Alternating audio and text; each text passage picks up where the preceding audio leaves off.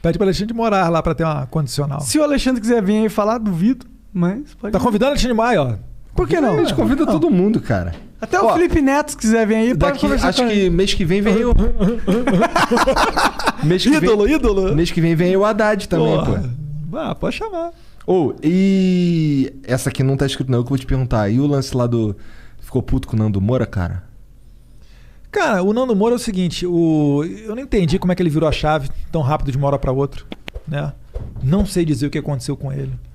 A gente foi chamar ele pro CIPEC, mas de fato eu desconvidei porque a galera ia vaiar ele, ia ser um surto de loucura, ele ia mandar a galera ir pra aquele lugar, sei lá. Porque ele falou que Aí ele eu falei, não, cara, ele começou a sentar porrada de uma maneira assim, totalmente bizarra. Será que não dá pro cara entender um pouquinho de como é que é você sentar na cadeira presidencial e ter a visão de governo?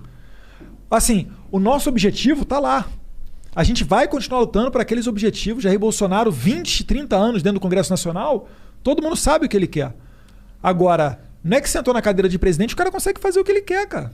Eu todo concordo, mundo vendo isso, isso cara. é verdade. E pro bem e pro mal. Mas ele poderia decidir quem é o Procurador-Geral da República e é uma canetada, porque tem né? porque tem que ser sabatinado pelo Senado Federal.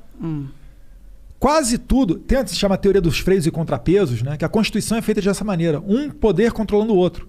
O presidente pode sugerir projetos de lei. Se a Câmara aprovar projetos de lei, ela tem que submeter à sanção ou veto do presidente. E um vai controlando o outro. O único que não tem um controle é o judiciário, que realmente o que ele decidiu está decidido. Porque né? ele é o intérprete supremo da lei. E da lei. aí é o que até o senador Rui Barbosa dizia, né? A pior ditadura que existe é a do judiciário, porque as suas decisões não têm a quem recorrer. Mas o nosso sistema é cheio de freios e contrapesos. Toda hora tem um projeto de lei dentro do Congresso Nacional ou uma medida do presidente que o PDT, o Rede, pedem ao judiciário para anular. E outra coisa, quem entra no judiciário é sabatinado pelo Senado Federal. Então, é tudo ali, eles são harmônicos e independentes entre si. Mas na prática, é uma relação que não é tão harmoniosa, mas que existe. O PGR é só o presidente canetar? Não, ele pode canetar um cara que vai chegar lá no Senado e ser contrário. E aí? Eu entendo, mas existe... acho que... sendo advogado do diabo aqui um pouquinho. A gente tá jogando o jogo de acordo com as suas regras. Se a gente pisar fora das regras, é ditadura. Vocês querem ditadura? Eu não quero. Não. Mas, sendo advogado do diabo, eu acho que o argumento do Nando Moura é o seguinte: você tem um navio à vela, e aí o vento tá soprando, tá ligado? A forma com que você posiciona a vela diz muito sobre o seu navio, em que direção você quer ir. O argumento do Nando Moura, na minha visão, é... No momento que o Bolsonaro colocou o Aras, a vela se moveu para uma direção que não era uma direção que a gente queria ver. A vela se moveu. Eu não queria ver o Aras. O Aras é um insider. Ele é um cara dentro do jogo de poder. Ele é um cara que tá no ciclo da parada. Ele não é um cara que chegou ali para mudar o negócio. É um cara que chegou ali para manteigar a parada. Não seja tão imediatista. A gente tem décadas de esquerda. Você acha que o Aras manda na PGR? Não. Você acha que todos os procuradores do Ministério Público se submetem ao Aras? Claro que não, cara. Você acha que todos os servidores públicos federais se submetem ao Jair Bolsonaro? Várias vezes nós somos sabotados, chamado Deep State, no cara de quarto, quinto, sexto escalão, que recebe uma ordem, ainda que seja ministerial, o cara senta em cima daquilo e não faz, cara. E aí a coisa não sai. O decreto não sai... o licenciamento ambiental não sai. O argumento é, o Aras era a manteiga que a gente precisava para conseguir fazer com que o sistema projetasse resultados que eram favoráveis a nós.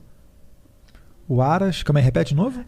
O Aras era uma peça-chave da parada, porque ele era um cara que poderia facilitar dentro do sistema pelo qual vocês assumiram como presidente, ele poderia facilitar ganhos de políticas que vocês almejavam.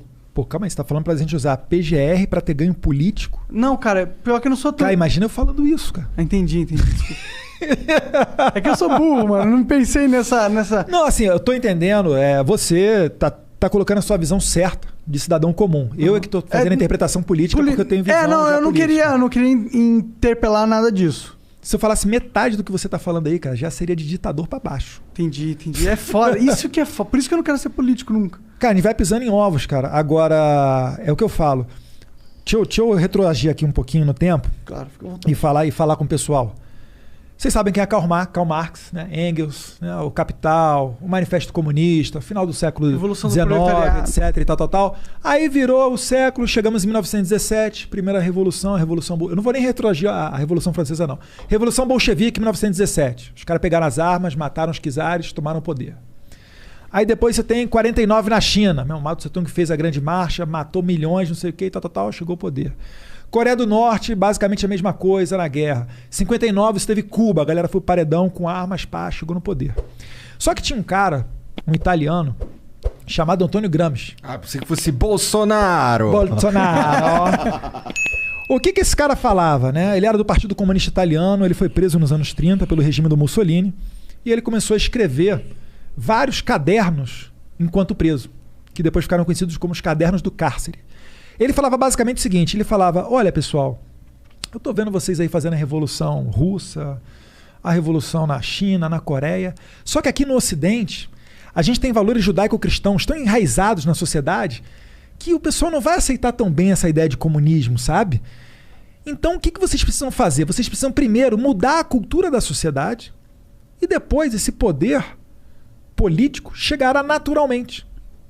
É basicamente o seguinte, não tome quartéis, tome escolas. Faça a revolução cultural que os socialistas, hoje socialistas ou progressistas, né, mas naquele tempo marxistas, comunistas, vão chegar ao poder sem que as pessoas nem se deem conta disso, utilizando-se das regras democráticas.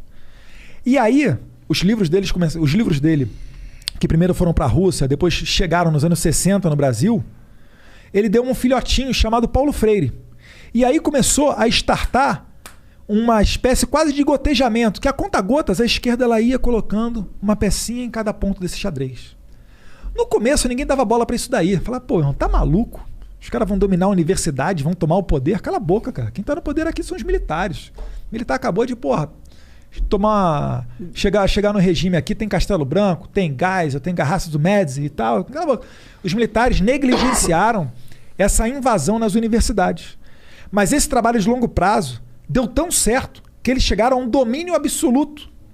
Tal qual é o desafio. Qual foi a última monografia em universidades federais que mete o pau no comunismo? Não tem. Tem um pessoal aí até da Bahia, da Paraíba, acho que é a Ordem dos Conservadores, que está fazendo esse estudo para levantar nas universidades federais que não tem, ou é uma exceção muito fora da curva, teses, TCCs, né, conclusão de curso, monografia, metendo o pau no comunismo. E aí, hoje em dia, se você pegar uma bandeira da monarquia aí na UNB, você vai cair na porrada. Igual aconteceu com aquele moleque que foi há 2 anos atrás na UNB, caiu na porrada porque estava segurando a bandeira da monarquia. Ou outro que foi na Universidade Federal do Ceará com a camisa do Bolsonaro e foi cuspido e espancado. Esse é o pessoal que diz, né, que nós somos os intolerantes. É. Então, assim, os caras exerceram um domínio onde você não tem uma discussão nem na universidade, que deveria ser o ponto mais aberto. Por concepção, né, deveria ser o local onde todas as ideias são confrontadas e aquela ideia que consegue superar as críticas resta como válida e todas as outras são afastadas. Mas não. Hoje em dia a democracia na universidade, se você é menchevique ou bolchevique, se você é socialista ou progressista, ou seja, só vertente de esquerda. E na universidade você forma a intelectualidade e a academia dos próximos 10, 20 anos. Esses caras estão décadas na nossa frente. A direita hoje está conversando para debater qual ideia que deve prevalecer. Será que é a ideia do Estado mínimo? Será que é a ideia anarcocapitalista? Será que é uma ideia de um Estado mais ou menos? Vê como é que a gente está atrasado. O Brasil é o único caso do mundo onde a gente elegeu um presidente conservador sem ter, ou pelo menos não tínhamos em 2018, uma grande imprensa abertamente conservadora, você não tinha nenhuma universidade abertamente conservadora, você não tinha nenhum sindicato abertamente conservador, nada, cara. E o que isso diz? Isso diz que a gente está trocando a roda do carro com o carro em movimento. E vai ter esses atritos aí. Mas também diz outra coisa. Diz que a internet veio pra fuder a porra toda também. Também. Se não fosse a internet, esquece. Bolsonaro ia ser baixo clero, como sempre foi nos anos 90. Será que não rolou uma... Eu acho que o Bolsonaro é fruto disso. Uma mudança de paradigma na mídia. Uhum. Antigamente, a gente não tinha direito. Não é que a gente não tinha direito. Antigamente, nós não tínhamos tanta liberdade quanto nós temos hoje. Hoje, você não precisa ver na carta dos leitores dos jornais para guiar o que você deve pensar ou não. Olha quem tá conversando com você. Sim. Olha que foda. 2 gordinhos. Um gordo e um magro. Não, esse é ter tudo. Cara, Não tô. Eu queria ser magro. Um dia eu chego lá. Eu Bom. queria ser cabeludo. Eu sou. Cara, dinheiro compra essa porra. Agora ser magro, compra também. O Dente Azul 666 mandou aqui, ó.